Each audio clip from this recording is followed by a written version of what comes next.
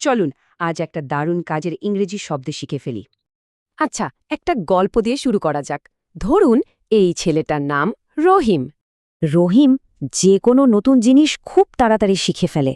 ক্লাসে যা পড়ানো হয় সাথে সাথেই বুঝে যায়। আর কঠিন সমস্যা সেগুলোর সমাধানও সে নিমিষেই করে ফেলে।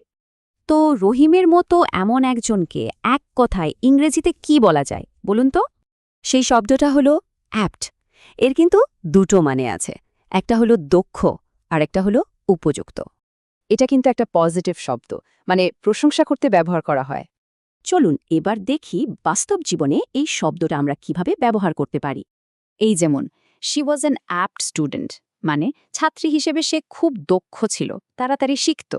ব্যবসার জগতে দেখুন, the manager was apt at, মানে ম্যানেজার নতুন সুযোগ খুঁজে বের করতে দক্ষ। এবার দ্বিতীয় অর্থটা দেখি, উপযুক্ত। যেমন হার choice of words was very apt, মানে তার কথাগুলো একদম সময়োপযোগী ছিল। তাহলে বুঝলেন তো, একজন ছাত্র অ্যাপ্ট বা দক্ষ হতে পারে, আবার একটা মন্তব্য অ্যাপ্ট বা উপযুক্ত হতে পারে।